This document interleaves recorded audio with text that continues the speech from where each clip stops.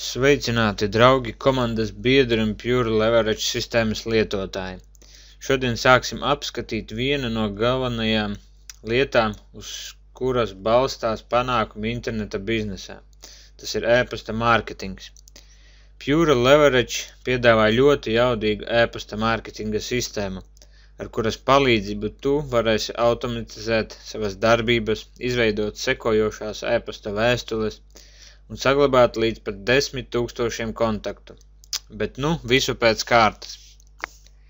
Kā jau iepriekš minēju, tad e-pasta mārketings ir viens no jaudīgākajiem interneta biznesa instrumentiem.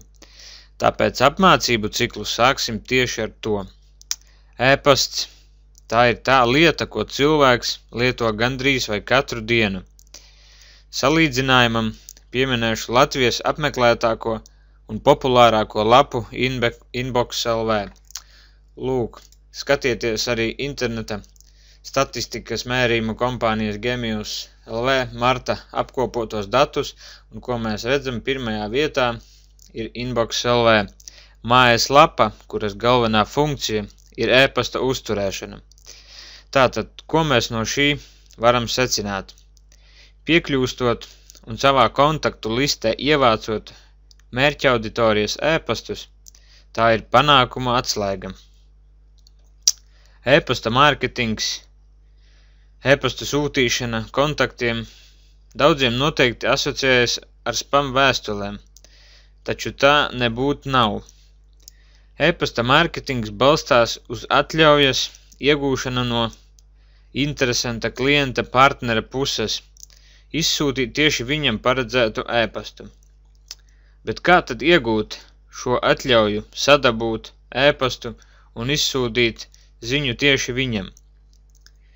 Gan mūsu sistēmā naudas formula, lūk, šī forma, gan blogā, lūk, šī ten, jau tiek izmantotas Pure Leverage piedāvātās iespējas. Tās ir parakstīšanās, jaunumu, dažādu materiālu saņemšanas formas, kurā interesējošā persona, atstājot savu vārdu un e-pastu, tiek pie vērtīga materiāla vai parakstās uz jaunumu saņemšanu.